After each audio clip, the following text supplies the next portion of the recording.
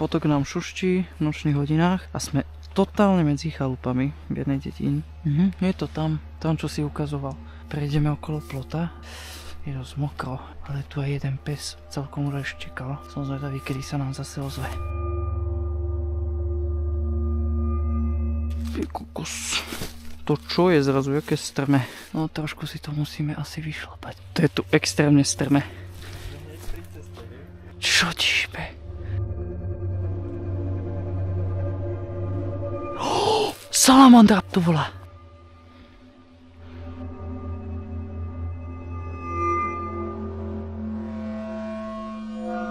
Pozri sa, ten má bunker. Majú.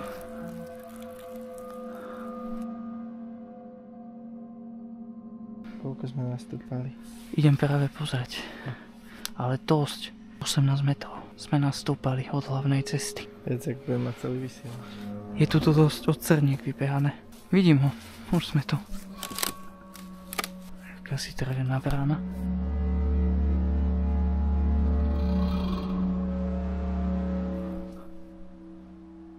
Nasieť mi ho, prosím ťa, ešte. Ale máme krásne aj opustenú. To vyzerá jak nejaký len prístrešok, som chcel povedať stajňu. Ale to má od stajne dosť ďaleko.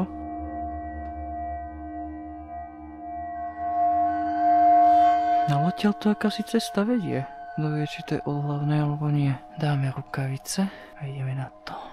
Pes sa neozýva zatiaľ, ale dával nám dosť najavo, že sme tu není vítaní. Plot taký obyčajný, bez ostňov. Má aj lana zase ukotvené v zemi. Kos není tu od čoho sa nejako odšvihnúť. Musím len celú váhu pravej nohy dať na pod a dúfať, že to udrží. OK, udržal. Sice sa mi trasú nohy jak traslavke, ale ide to. Ty vole, ja tak verím tým plotom. To je neuveriteľné to.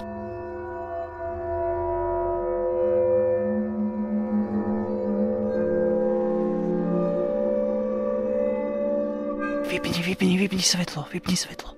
OK, rebrík tu je hneď dole, takmer. Idem čo najskôr hore, lebo je dosť možné, že ešte za mňa preletí nejaký pes. Poklop, príde mi divné, že nemá zámok. A tam není nejako inak pečený, však úzke to tu je trošku. No akože je to tu trošku divné, lebo sme v doline.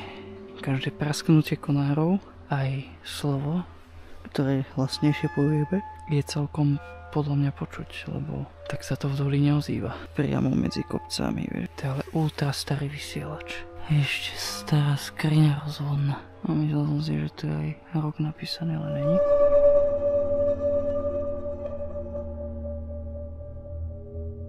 Už sa rúti. Tu aj svetlo bolo funkčné dávno dozadu. Vrch je totálne úplne starý. Všetko už také úplne zhrzavelé, komplet. Skús zavrieť. No, tohto som sa mal. Televízne. Toto je čo za antény? Alebo toto už asi boli televízne, lebo neviem, či to vyzerá, ale vyzerá to ešte funkčne. Nemám tušenia vôbec, ale je to dlho predlhé. To je jak tykadla. Toto je nejaký motor? Áno, tu je kladka. Ona na ukotvenie. Takže je taký špecifický.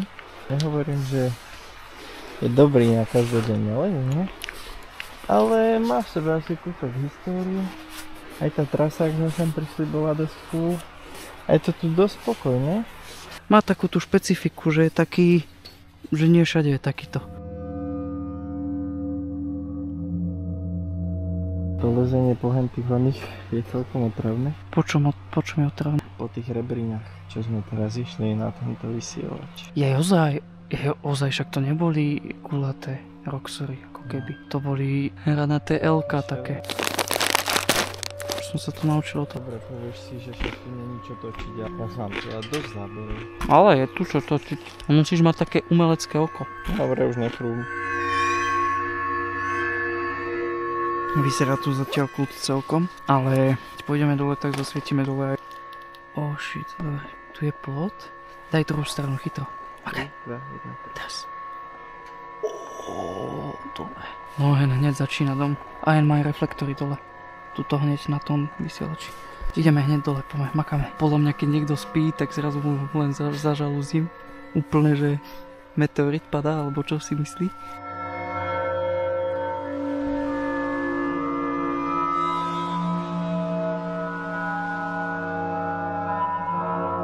Dobre, poklop zavretý, ideme dole. No, toto sú také L-kové divné rebriny. Také L-ko, není to Roxor gulatý, ale také hranaté L-ko. A dosť nepríjemne sa potom ide, no.